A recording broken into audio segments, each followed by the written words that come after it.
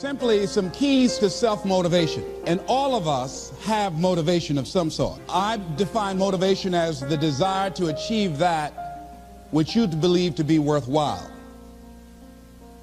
And many people go through life never getting in touch with their greatness because of the lack of motivation to push themselves, or because they have not found something that they believe to be worthwhile to challenge them. I heard a poem once that said, many a flower has bloomed unceasingly and wasted sweetness upon the cold desert air. It's translated, that means simply that many a talented persons have gone unnoticed, and the world never had a chance to be exposed to their talent because that person did not take the time to begin to express or to demonstrate or to motivate themselves in the direction to bring that which they came into the universe to bring. How can you measure your motivation? How can you evaluate where you are on a scale of 1 to 10? Let's do this for ourselves mentally. How do you rate yourself from 1 to 10? Your mental attitude about yourself, how you feel about you, how you feel about life. How do you rate yourself on a scale of 1 to 10 in terms of your physical appearance, in terms of your health? Do you take care of yourself? Are you allowing yourself to get overweight and out of shape? Are you conscious of your health? Are you watching the food that you take into your body? Do you make a deliberate effort to exercise? You know, it was George Burns, he said, we cannot help getting older, but we don't have to get old. And many of us get old before our time because we don't take time to take care of ourselves. Your environment is a very good indicator. On a scale of 1 to 10, is it what you want it to be? Do you find it desirable? Are you satisfied? The job or career that you're involved in. Someone said that 85% of the American public are unhappy with their jobs. Are you spending 8 hours a day just doing time? Doing something that you don't find challenging, that does not make you stretch mentally, that does not stimulate you, that does not inspire you. Something that you don't find a sense of fulfillment in it. If you're doing that day in and day out, it has to affect how you feel about yourself, your level of motivation. Your relationships. What kind of impact is it having on your life? Is it nourishing or is it a toxic relationship? Does it drain you or does it build you up? Ask yourself that. How motivated are you to do something about it? Your contribution, your actions. What are you giving? Many people will leave the universe without a trace. No one will know they were here. And in fact, under their name, we could put under there, not used up. Will anybody know that you came this way?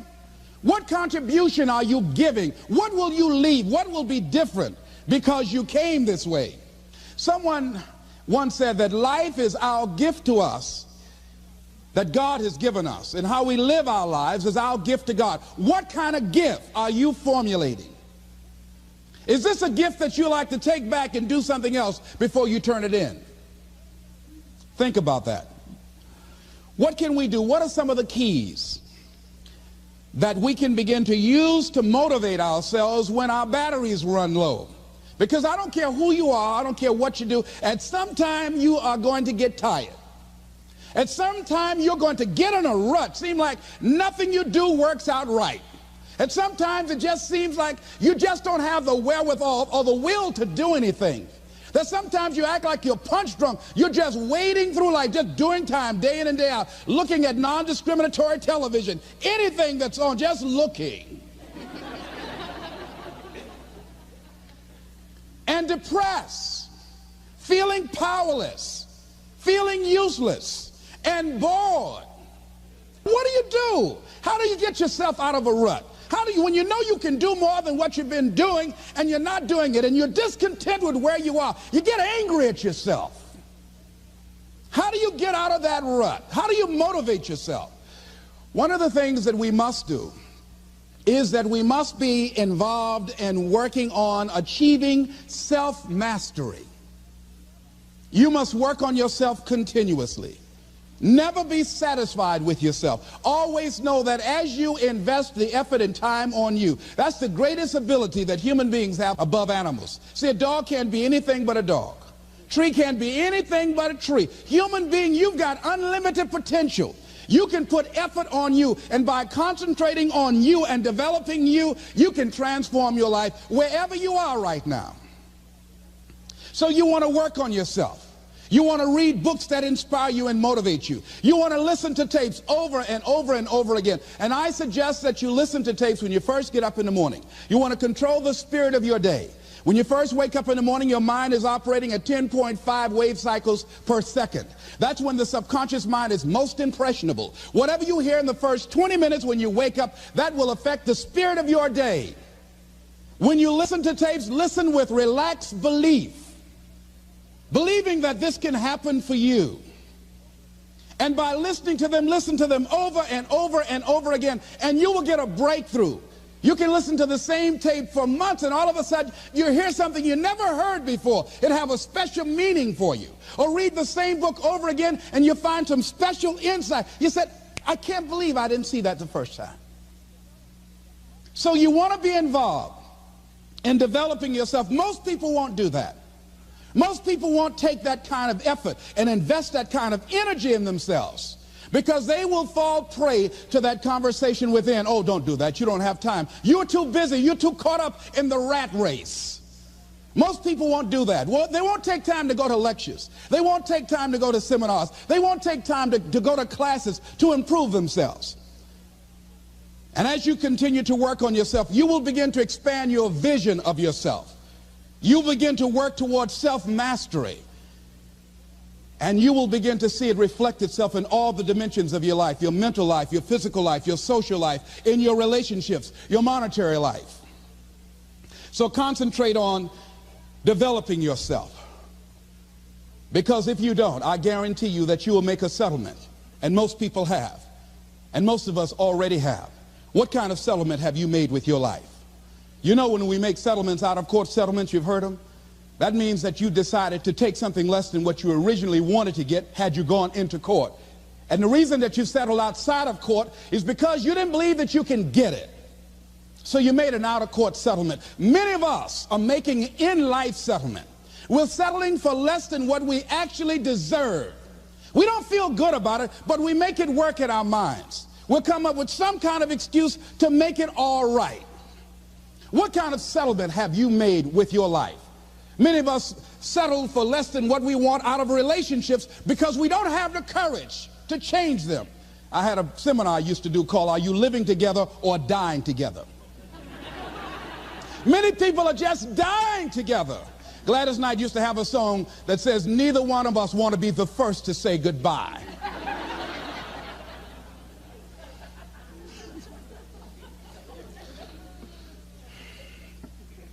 The next thing is, in order to begin to find some keys to self-motivation to drive yourself, in addition to working on yourself, and as you work on yourself, you feel good about yourself, and as you feel better about yourself, you treat yourself differently. Develop a health plan.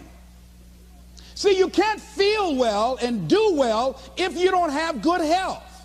You can't perform if you don't have your health. Your health is valuable. Develop a health plan. A plan that you will follow, because this is the only vehicle that you have to carry you through this experience called life. And you want to take good care of it because you love you enough. You care enough about you. And that's not easy. It is not easy having a health plan and sticking to it. But you're worth it doing it again and again and again. I have lost 22 pounds several times. I always do it. I love potato chips. People who know me know I love M&M peanuts. I love peanut butter and jelly sandwiches. I love my mother's sweet potato pie. I love this.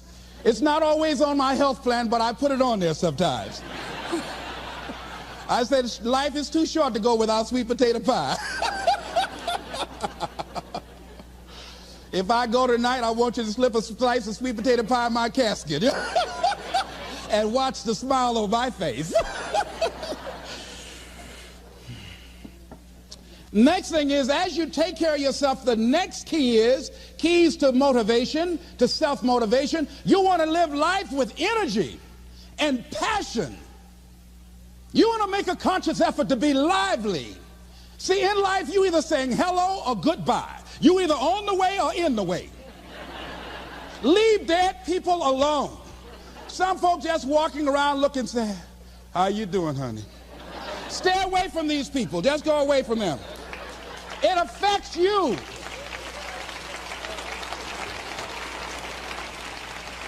You want to smile.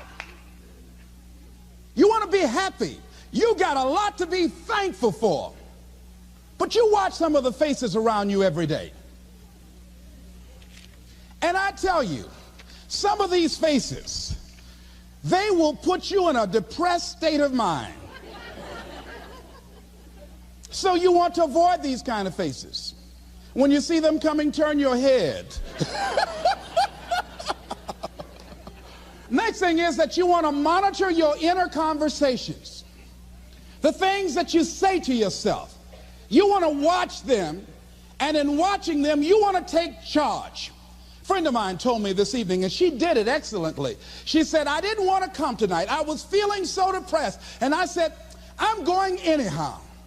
See, that was the conversation. Oh, you really don't feel like it. You really don't need to do it. You don't really need to read anything. Forget all that. That's that inner conversation. Oh, you don't need to worry about trying to go into your own business. Forget that. You can't do that. What if you lose everything you've got?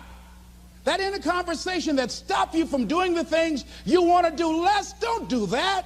How can you possibly think about being a motivational speaker? You don't have the contacts, you don't have the money, you don't know the right people. You're going to get up there and your mind's going to go blank. Forget all that.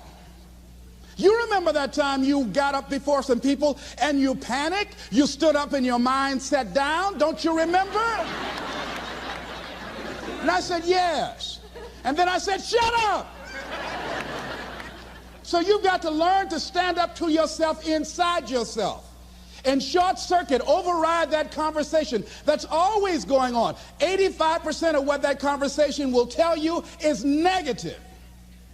It's negative. It will tell you you're tired when you really are not tired. It will tell you you can't do it. It will fill you with fear. So you've got to watch that conversation. And when you find it going on, you've got to stand up to it and say, I'm going to do this anyhow. I'm afraid, but I'm afraid not to do it. And I'm not going to let you stop me. The biggest challenge that you will have in life is you. There's an old African proverb that says, if there's no enemy within, the enemy outside can do us no harm. The next thing that is a key to self-motivation is that you've got to ask yourself, what do I want out of life? What do you want out of life? What do you want out of a job? What do you want out of a career? What do you want out of a relationship? What do you want? What gives you your life? How will you know when you got it? What will make you happy? You need to know. You need to start asking yourself some questions. What do I really, really, truly want? You need to be exact about that. Don't be vague. Oh, I just want to be happy. That's too vague. What will make you happy? How will you know when you got it? Zero in on it. Be exact. Be specific. And as you do that, that will stimulate that superconscious mind or the reticular activating system of your mind that will begin to find those things, to identify with it. And once you begin to determine that which you want, take the time to write it down. Don't just think about it. Write it down. That is a subjective process that engages the subconscious mind. Write it down. Once you write it down, read it 3 times a day, morning, noon, and night. Why is that important? Because what it will do, it will cause you to focus. It will cause you to concentrate. When that other conversation is going on telling you what you cannot do, telling you all of the impossibilities and all of the obstacles, your concentrating will begin to create a larger vision within yourself, and you start looking for and seeing some new opportunities. You start creating some openings for yourself. As you begin to read that every day, day in and day out, that will make you focus. That will discipline your thinking. And you'll get all kind of creative ideas. As I talk to you right now, being involved in this immersion process, you're going to create some openings for yourself. You're going to get some ideas. You're going to feel your adrenaline flowing, and you're going to think about something, some idea you had, and you say, I want to go back and I'm going to look at that again from a different vantage point, not from the level of the problem or the obstacles that I encountered, but from a higher vantage point. Because what you will begin to see and to know as I talk to the higher consciousness within you, that you are powerful, that you are a miracle worker. And that inner conversation has conditioned you to believe that you are not. And as you begin to discover the truth of who you are, whatever challenge that you're facing in life, and if you're living, you're facing some challenge, you'll begin to know that you're powerful and that you're a miracle maker. So as you begin to write down exactly what it is that you want, read it every day. The next thing is, see yourself there. How will you feel once you get there? What will the experience be like for you? What will be different? What kind of person do you have to become in order to get there? Visualize yourself there, living the experience. I remember when I ran for state representative in Columbus, Ohio. And I had a lot of people telling me, and you got to watch not only the conversation within, but the conversation without. Telling me, Les, you can't possibly win. You can't do that. And I went down to the legislature, and I saw myself. I knew what I wanted. I saw myself in the chair. I pointed out the chair that I wanted. I used to go and sit up in the galleries and watch the legislative process. I used to go to the committee meetings and listen to legislation being introduced. I learned how to write legislation, how to amend legislation. I started thinking like a legislator, got up every day dressing, thinking like that, selling myself on it, seeing myself in the legislature. Mr. Speaker, I'm the gentleman from the 29th House District. I'd like to introduce a bill. I went in the legislature, walked around. I had the experience of it. And when I ran and won against overwhelming odds, they were shocked. I won the election even before it was held because I was living it in my mind. You want to see yourself beyond your circumstances. You got a challenge, see yourself beyond your challenge. See yourself with the challenge already resolved. And knowing that all is well, seeing yourself in control and in charge of your destiny, being healthy and happy. The next thing is, it is important in the area of motivating yourself, it's important to know why you're doing it. Because that mind will say, why bother? Why go through all this? This is too hard. No, throw in the towel. It's not worth it. Has it ever said that to you before? Here's how you can handle that. Here's how you override that. Write down 5 reasons why you deserve it. Why do you deserve what you want? Why you? Why do you deserve it? What meaning and value will it bring to your life? What's so different about you that you deserve your goal or this goal? And when you write down those 5 reasons, when you have some down moments, and you're going to have them, when that conversation starts talking to you and it's going to talk to you, what you will do is you can pull that out and read it, and it will build you up. It will be your rod and your staff to comfort you through some challenging moments, because you're going to have some. Life will knock you between the eyes. It will catch you on the blind side, come out of nowhere, stuff you can't anticipate that will knock the wind out of you. You want to give up. That's why it's important for you to work on yourself, listening to tapes, building yourself up, talking to yourself with power, feeling, and conviction, building yourself up day in and day out, because it's coming. I guarantee you. Life is just waiting. Oh, he's doing good now, huh? Very good. I remember I had an experience. I was pursuing my dream. And that's why you have to work on yourself. You don't know what's going to happen. And I was telling people, I had this big rally I had to do. It was 5,000 people there. And I said, you must work on yourself. If you want a larger vision, you've got to empower yourself continuously, because life will catch you on the blind side. And after I finished my speech, I got a rousing standing ovation. And I went and called the young lady that I was dating at the time. I said, hey, guess what? I said, they love me. I got a standing ovation. And they were chanting, we want the motivator. We want the motivator. I said, listen, we want the motivator. Do you hear? She said, yes. Les, I need to talk to you.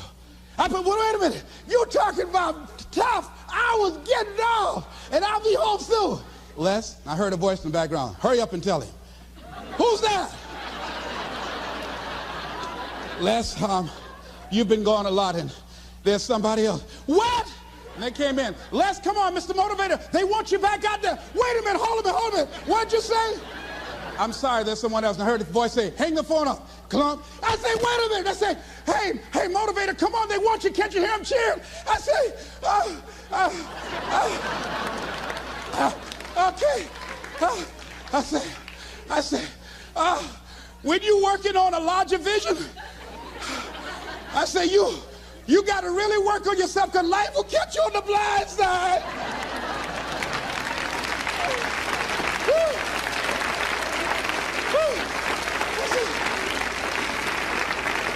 I say, you better be ready. And you better make sure you want it, because it'll make you cry. And somebody said, the Spirit is on him. Thank you, thank you, thank you, thank you.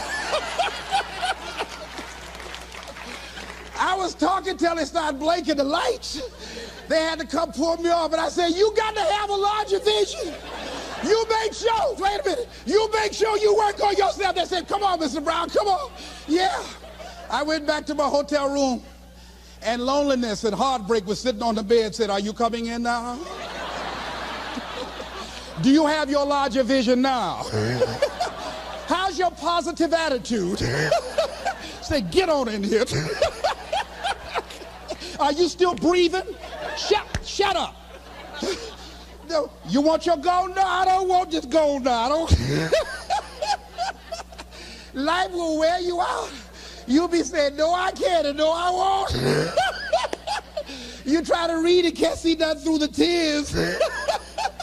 I went plundering through the drawers in this hotel trying to find a Gideon Bible, anything, you know. I said, somebody, anybody help me. Yahweh, Yahoo, anybody. Boy, I tell you, that's why you got to work on yourself. Because life will send you some curves you cannot anticipate. The next thing is that whatever you do, you want to develop technical mastery. You want to be the best at what you do. You want to master it. See, part of self-motivation is you've got to find something that gives you a strong sense of competence. Well, you become known for that. You develop a reputation of being good at doing that. You set some high personal standards for yourself. You're not competing with anybody else. You're just unfolding yourself to be the best person that you could be. That you want to give the best quality service that you can give, because that is a statement about who you are. The other thing that's the key to self-motivation is recognize the fact that you're going to get into some slumps. Recognize the fact that you're going to encounter a great deal of failure in life. It goes with the territory. But in the face of that, you want to be relentless. When you want something, you don't expect everybody to say, oh, come on in. Oh, you want this? Oh, great. We want to give this to you. You're such a nice person. You're doing it for your family, aren't you? Great. No, life isn't like that. No, many doors will be closed in your face. Many loans that you will want. And they'll say, no, you don't have enough collateral. You don't have enough credit. And most people will give up. But you've got to decide that I'm going to be fearless. I refuse to be denied. And I'm going to go all out. I'm going to be relentless. I don't care how many no's I encounter. I like something Isaiah Thomas said when he was getting ready for a basketball game. He said, I'm going to either shoot us in or shoot us out, but I'm not going to not do anything. And that's the way to go. You can't make a basket unless you shoot the ball. You can't hit a home run unless you take a swing at it. Most people won't even take a swing. Well, I probably won't make it anyhow. That's the conversation within. They probably won't give it to me anyhow. If you want something, you've got to be relentless. You've got to decide, I deserve this, and I'm going to have it. And you go all out to get it. that drives you. The next thing is that when you want something out of life, you've got to be willing to go into action. Don't wait around for things to be just right. Don't wait for things to be perfect. Don't wait for the ideal situation. It will never be ideal. There will always be a reason. Well, as soon as the children grow up, or as soon as I pay my bills, or as soon as I get my divorce, as soon as I get enough money together, do what you can, where you are with what you have, and never be satisfied. A lot of people never take a chance in life. They don't want to take any chances. They want the situation to be ideal. See, that's not walking by faith. That's walking by sight. If I can see it, I'll do it. No. That's a lot of people saying, if I can see it, I'll believe it. No. If you believe it, you can see it.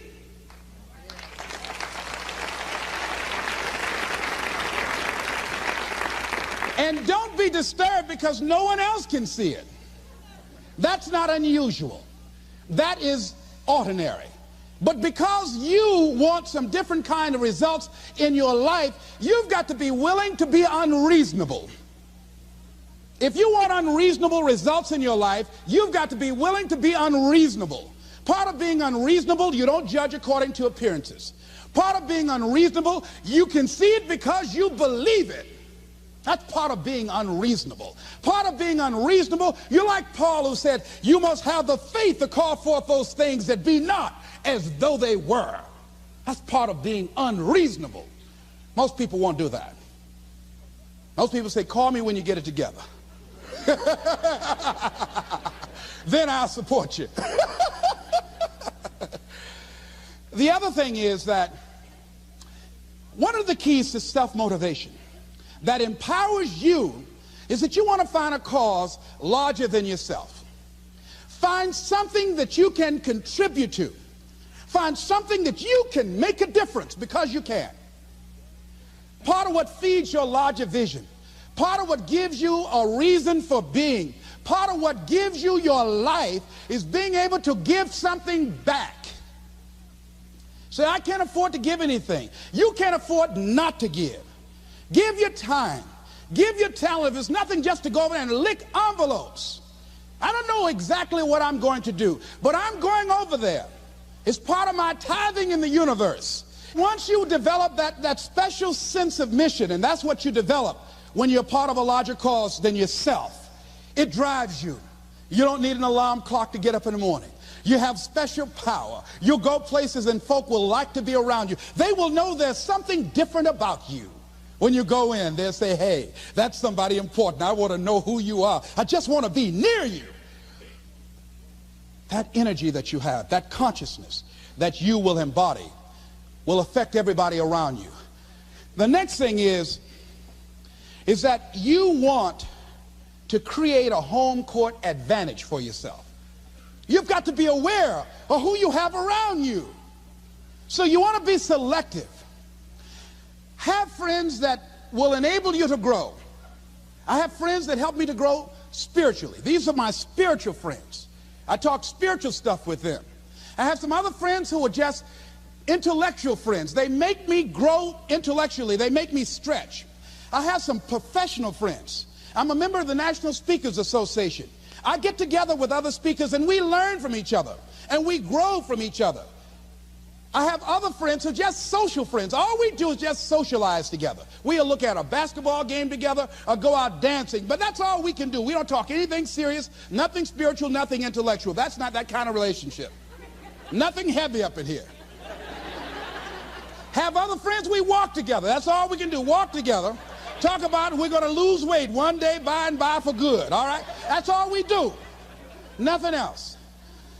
So, according to the relationships that you develop, we grow from people and projects. And the relationships that you develop can enhance and can enrich your life, or they can drain you. I know many talented people who had a great deal of potential, but because they didn't surround themselves with other people that will inspire them to transcend themselves, they never realize their greatness, and they will end up going to their grave with all their good stuff still in them. So you want to look at your relationships, the people that you're involved with, the people that you communicate with most often, and you want to ask yourself the question, what am I becoming because of this relationship? Does it inspire me? Am I motivated? Am I encouraged? Am I driven to develop myself? Am I seeking my own greatness? What kind of person am I becoming because of this relationship? Am I becoming more cynical and negative about life? Ask yourself that. The next thing is, you've got to say yes to your life. You've got to say yes. Yes to my dreams. Yes to me. Yes, I can make it. Yes, I can. Doesn't matter how many failures I've made. Doesn't matter how many mistakes I've endured. Doesn't matter about my defeats. Doesn't matter about what I've done. Yes, yes. I don't care about the fact I'm in a hole now. Doesn't matter about where I am. Yes. The last chapter to my life has not been written yet. If you judge me now, you'll judge me prematurely. I haven't exposed all my stuff yet. I'm still in the process of transforming my life. I'm still in the process of becoming. Yes. I had somebody in my life at one time told me, you'll never make it. And I said, I'll show you. And what energized me, what motivated me was something that Frank Sinatra said. He said, the best revenge is massive success.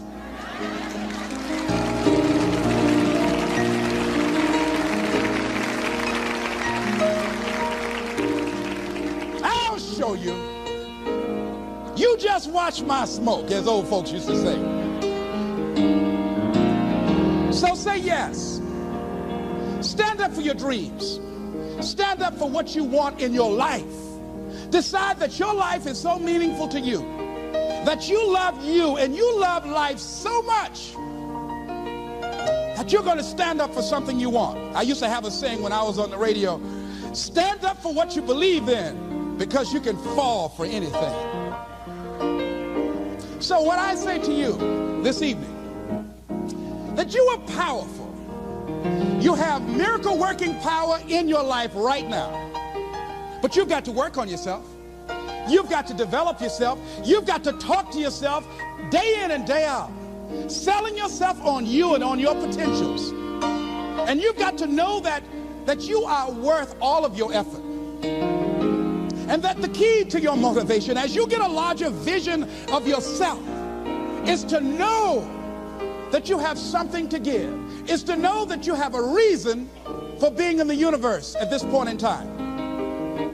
I want you to stand up for your life right now. Anybody want to stand up for your life? Stand up for your dream? Stand up for your dream.